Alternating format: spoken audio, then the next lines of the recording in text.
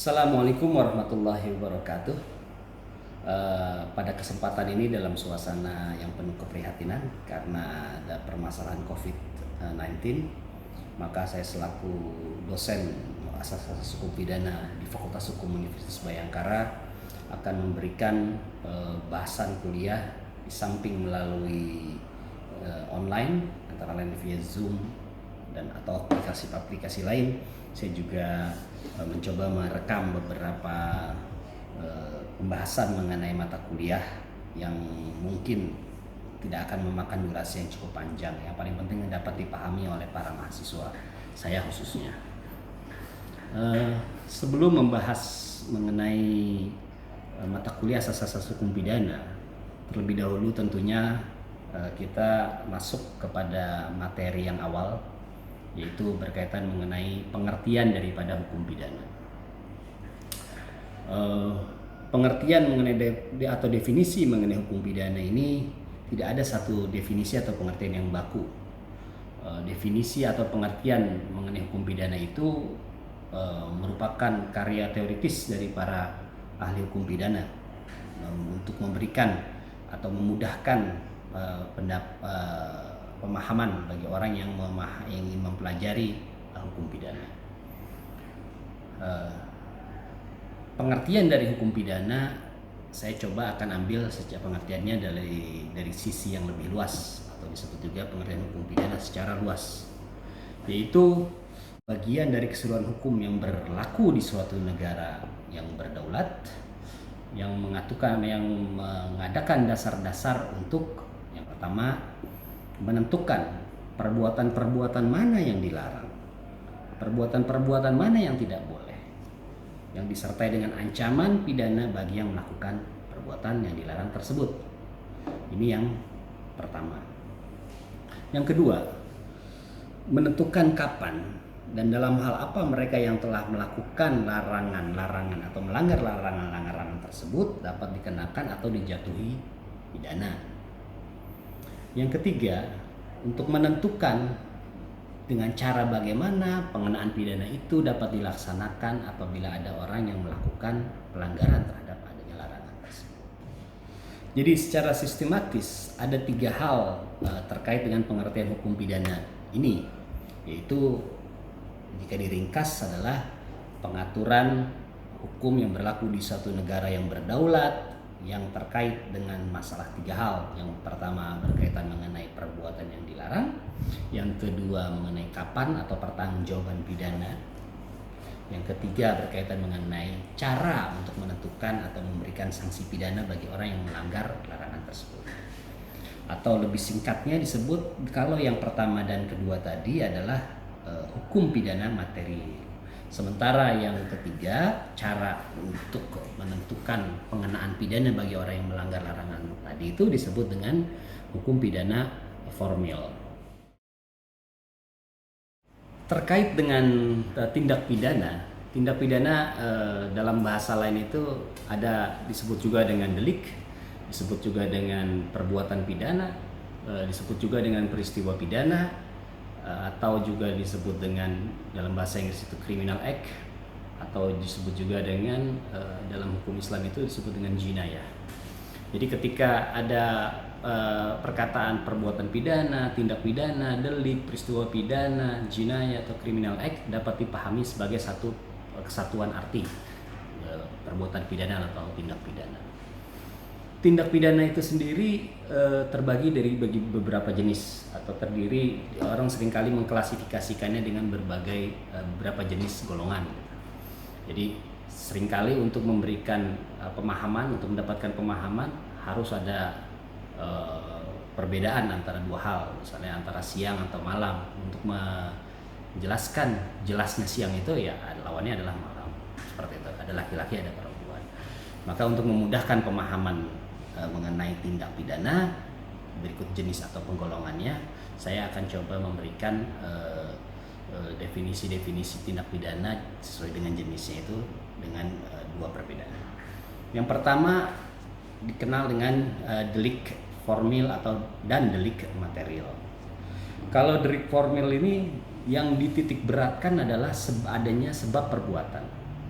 Jadi bukan akibatnya. Jadi perbuatan itu dianggap selesai ketika perbuatannya selesai.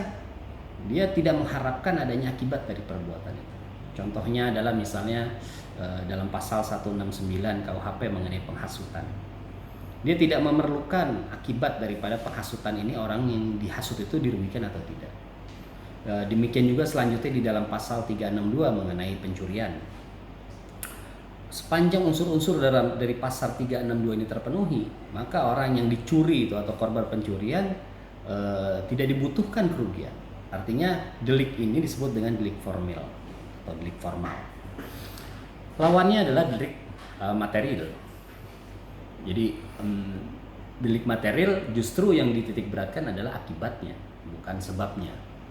Contohnya adalah terkait dengan pembunuhan dengan sengaja sebagaimana yang diatur di dalam pasal 338 KUHP.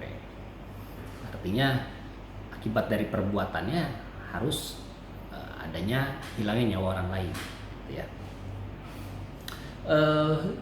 Penggolongan delik yang selanjutnya adalah terkait dengan commission delik atau delik komisi dan omission delik omisi. Yang dimaksud dengan delik komisi adalah perbuatan pidana itu atau delik itu dilakukan secara aktif. Artinya ketika orang melakukan pencurian, perampokan, penggelapan, tentunya dimulai dengan kata melakukan. Itu mengindikasikan bahwa perbuatan dilakukan secara aktif. Secara aktif gitu. Dia melakukan perbuatan ini. Maka ini disebut dengan delik komisi. Lawannya adalah delik omisi. Jadi perbuatan pidana tidak mesti dilakukan secara aktif. Ketika seorang berdiam saja namun akibat diamnya mengakibatkan terjadinya perbuatan pidana, ini pun disebut dengan delik atau tindak pidana. Sebagai contoh misalnya ada seorang satpam atau penjaga di suatu pabrik. Tugasnya kan menjaga. Tiba-tiba ada maling naik pagar yang diketahui ternyata maling itu bisa jadi teman daripada Pak Satpam ini tadi. Dia lihat temannya itu ingin naik pagar, tentunya bermaksud untuk mencuri. Tapi dia diam saja. Pak Satpam ini diam saja, tidak melakukan perbuatan yang memang tugasnya itu menangkap atau melarang, mencegah pencuri itu masuk gitu. Diamnya dia ini tadi adalah satu tindak pidana atau disebut juga dengan delik omisi, omission delik.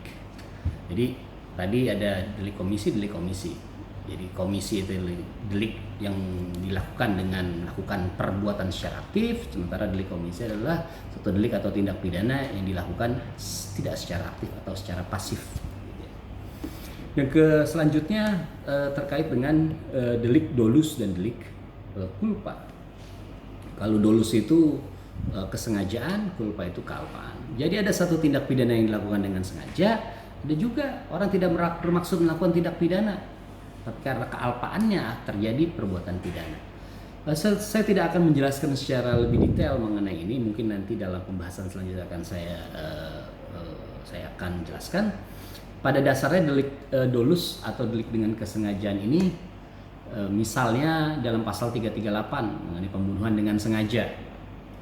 Karena ada juga pembunuhan dilakukan dengan kealpaan. Misalnya pasal 359 KUHP. Contohnya misalnya ada seseorang bawa mobil dari rumah mau berangkat ke kantor, di tengah jalan ada seorang anak kecil nyebrang jalan, dia tidak menyadari itu, ditabrak, katakan anak kecil itu luka-luka berat atau meninggal misalnya. Ini meninggalnya ini dilakukan bukan dia melakukan menghilangkan nyawa anak kecil ini bukan karena kesengajaan tapi karena kealpaan. Oleh karena dituntut dengan pasal 359. Secara gradasi ancaman pidana tentunya antara pembunuhan dengan sengaja yang diatur di dalam pasal 338 KUHP dan pembunuhan dengan kealpaan sebagaimana yang diatur di dalam pasal 359 KUHP tentunya sangat berbeda. Tentunya lebih berat ancaman pidana delik dengan kesengajaan dolus dibanding delik dengan kealpaan. Di samping adanya delik dolus dan delik culpa, saya suka sampaikan juga ke beberapa mahasiswa saya, ada juga delik yang ada di tengah-tengah. dia bukan delik dolus, juga bukan delik culpa. Atau saya sering bercanda kepada mahasiswa disebut dengan delik banci. Bahasa hukumnya itu delik pro parte dolus, delik pro parte culpa. Contohnya misalnya pasal 480 KUHP tentang penadahan.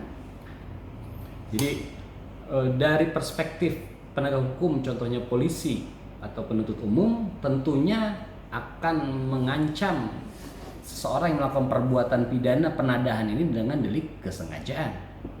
Sementara dari pihak korban, dari pihak pelaku, dari pihak pelaku atau kuasa hukumnya akan mendasarkan dengan dasar delik kealpaan atau delik culpa. Kenapa bisa? Karena memang delik dalam pasal 480 ini bisa mempunyai dua mata pisau deh. Dia bisa masuk ke perbuatan dengan sengaja, bisa juga masuk perbuatan dengan kealpaan. Demikian terkait dengan delik dolus dan delik culpa. Ada juga jenis lain dari delik, yaitu delik aduan atau delik biasa, atau delik biasa atau delik aduan. Kalau delik biasa atau sering juga disebut juga dengan delik umum, penuntutannya tidak memerlukan pengaduan.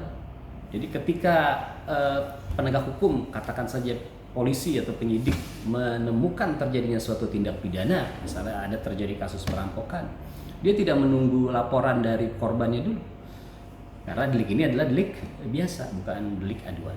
Sementara dalam delik aduan, penuntutannya memerlukan aduan, memerlukan pengaduan daripada korbannya terlebih dahulu, baru bisa dilakukan proses penegakan hukum.